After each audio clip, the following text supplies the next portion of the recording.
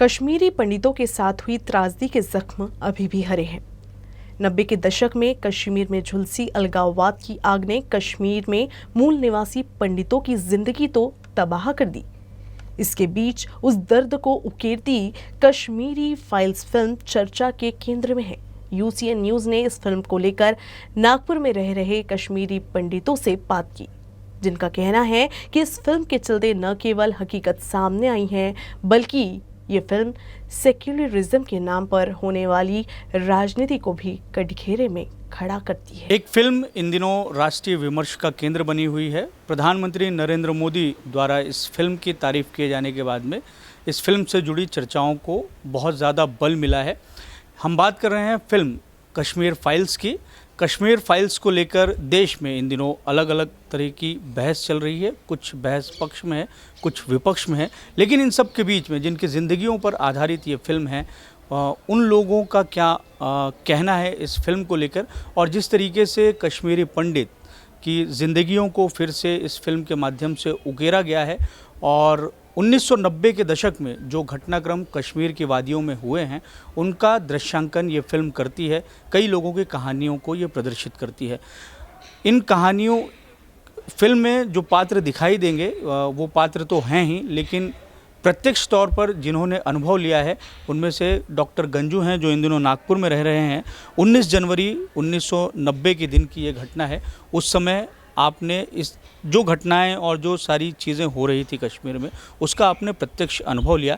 शेर कश्मीर जो हॉस्पिटल था, आप वहाँ पर कार्यरत भी थे।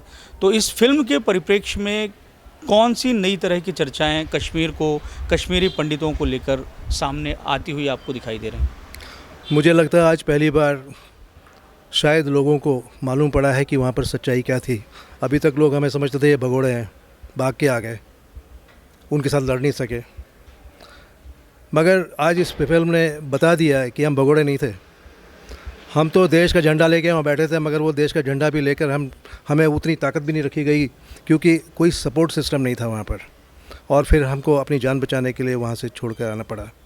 अगर हम नहीं छोड़ते तो जो 100 या 200 या 300 लोग मरे, वहाँ पर आप देखते कि सारी पॉपुलेशन ख़त्म हो जाती थी। तो मुझे लगता है कि हम लोगों ने ठीक काम किया, और एटलीस्ट आज सारी दुनिया को हमें बताने की ज़रूरत नहीं है कि हम वहाँ से क्यों आए। और ये सत्य जो था ये ज़रूरी था, ये उजागर होना ज़रूरी था, ताकि हम जो हमारा सेकुलरिज़म, जिस सेकुलरिज़म की आड़ में हम ये सब देखते हैं, करते हैं, वो एटलीस्ट ये तो मालूम पड़ जाए कि ऐसा कैसा सेकुलरिज़म है, एक ही तरफ क्या सेकुलरिज़म है। अरे हिंदू तो बाय नेचर सेकुलर है। हमें तो कभी नहीं सिखाया जाता हम हिंदू और मुसलमान में कहाँ डिफरेंस करते हैं। हमें एक भी एग्जाम्पल बता दें, हमने कब डिफ्रेंशिएट किया? हमने तो नहीं किया ज़िंदगी में। और हम लोग जो एक छोटा सा डंडा लेकर भी नहीं चलते हैं, बंदूक कैसे उड़ा सकते हैं? मुझे बताइए, किस कश्मीरी ने बंदूक उठाई? किस कश्मीरी ने कोई आर्म्स उठाया, या उसने किसी का कत्ल किया है, किसी को मार डाला? नहीं मार सकता, वो चींटी को भी नहीं मार सकता।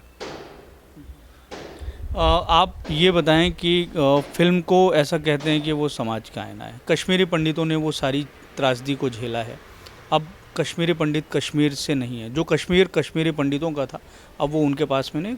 कश्मीरी पंडित अलग अलग जगहों पर रह रहे हैं विश्व भर में। इस फिल्म के माध्यम से आपको क्या लगता है कि क्या ऐसा बदलाव आ जाएगा, या क्या बदलाव आना चाहिए कश्मीरी पंडितों की ज़िंदगी में? कम से कम बदलाव तो मुझे लगता आएगा ही, क्योंकि जब सब लोगों को पता चलेगा ना, तो असलियत क्या थी वहाँ पर, रियलिटी क्या चल रही थी वहाँ पर, तो बदलाव आएगा। कुछ ना कुछ तो स्टेप्स उठाएगा गवर्नमेंट, कुछ ना कुछ तो चले आगे हो जाएगा। जैसे 370 निकाला, तो उसके बाद के बहुत फ़र्क आई। मुझे लगता, मैं तो गई नहीं तब से कभी, पर I think it will be good for all people, for the whole India. इस फिल्म को देखने के बाद में जो प्रमोशन से जुड़े हुए वीडियो सामने आ रहे हैं, कई जगहों पर जो कश्मीरी पंडित हैं वो रोते हुए दिखाई दे रहे हैं अपने दर्द का अनुभव लेके। और जो नई जनरेशन है वो ये देख रही है, महसूस कर रही है कि उनके जो पूर्वज हैं या उनके जो पुराने लोग थे उनके परिवार के, उनके साथ में क्या दर्द रहा। तो इस फिल्म के माध्यम से कश्मीरी पंडितों के दर्द को दिखाने में ये फिल्म कितनी सफल हुई, आपको ऐसा लगता है? और जो घटनाएं हुई हैं उसकी भरपाई तो खैर कभी नहीं हो सकती है, तो जो नई जनरेशन है उसको नया कश्मीर किस तरीके से दिया जा सकता है? देखिए, ये फिल्म के माध्यम से ऐसा हो सकता है कि मतलब जो हमारी नई जनरेशन है, यंगर जनरेशन है, क्योंकि अभी तक 4 जनरेशन्स इस 30 साल में जो 3 जनरेशन्स निकल गई है और 4th जनरेशन जो है छोटे बच्चे हमारे, तो उनको मालूम ही नहीं है कश्मीर क्या चीज़ है। हम बोलते हैं कि हम कश्मीर हमारी मदरलैंड है, आप कश्मीरी हो, मतलब हम तो वहाँ पैदा ही नहीं हुए, हमने देखा ही नहीं है, तो हम कैसे मानेंगे कि कश्मीर हमारा है। तो ये मूवी देखने से, और आप लोग तो ऐसे ही निकल गए हो, हमारे बच्चे ऐसे बोलते हैं, आप तो ऐसे ही निकल गए, आप तो भगोड़े।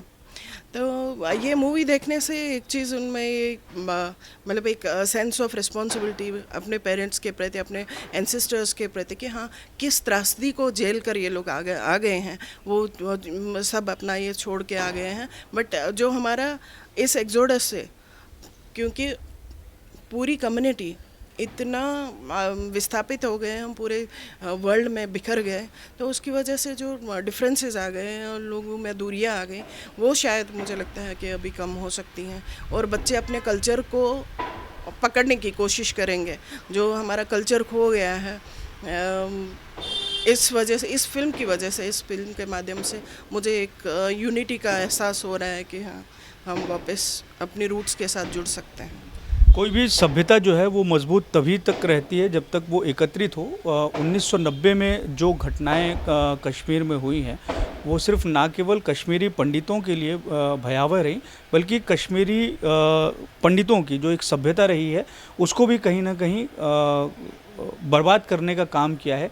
क्योंकि समूह से रहने वाले कश्मीरी पंडित, उनकी संस्कृति, उनकी सभ्यता अब छिटक गई है और वो अलग अलग जगहों पर केंद्रित हो गई। तो जैसा कि मैम ने बताया कि इस फिल्म के माध्यम से जो उनकी सभ्यता है वो कम से कम एक साथ आने की कोशिश हो सकती है। हमारे साथ बांगचू साहब हैं। साहब, ये बताइए कि हमारा जो घर होता है या हम जहाँ के मूल के होते हैं, उस पर हमें बहुत ज़्यादा भरोसा होता है।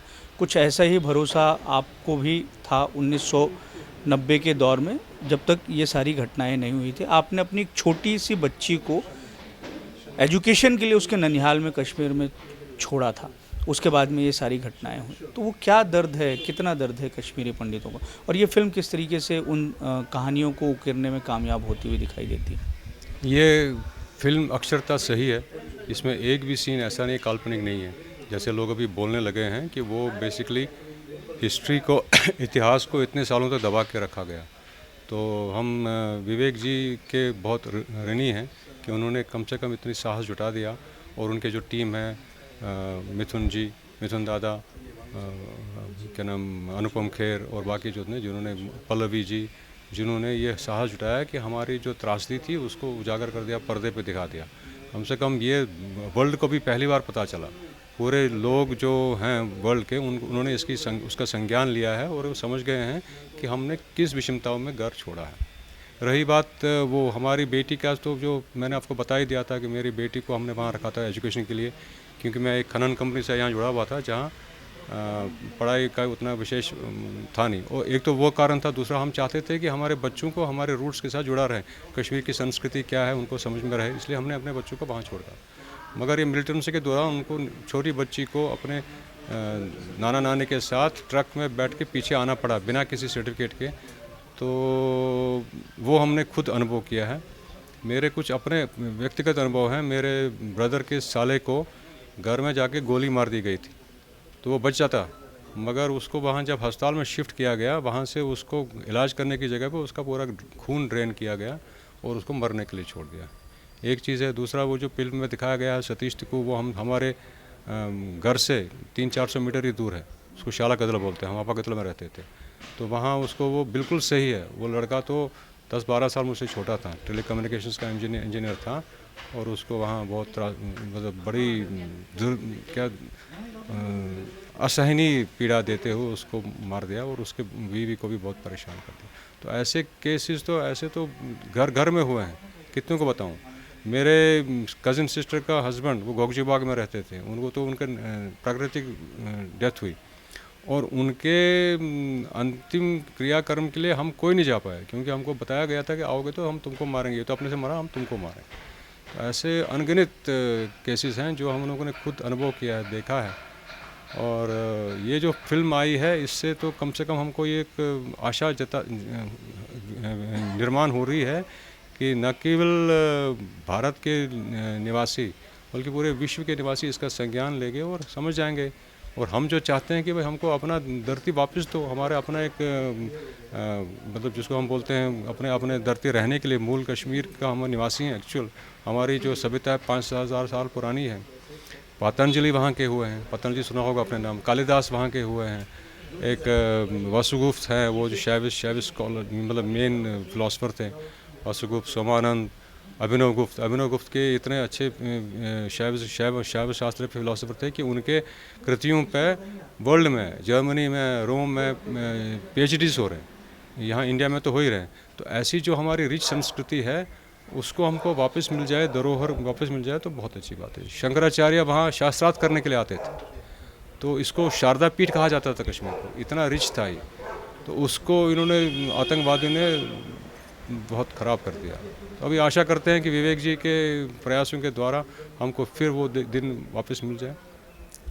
तो इस फिल्म कश्मीर फाइल्स फिल्म के माध्यम से कश्मीरी पंडितों को लेकर नए तरीके से विमर्श हो रहा है। उनकी कहानियों को इस फिल्म ने जिस तरीके से कश्मीरी पंडितों के जो दर्द को दिखाया है उसने एक तरीके से नए विमर्श को जन्म दिया है। कश्मीरी पंडितों का ये मानना है कि ये फिल्म दुनिया को कश्मीर की 1990 में जो घटनाएं हुई उसकी असली कहानी दिखाती है और कहीं ना कहीं कश्मीरी पंडितों को लेकर नज़रिए को बदलने में इस फिल्म की महत्वपूर्ण भूमिका रहेगी।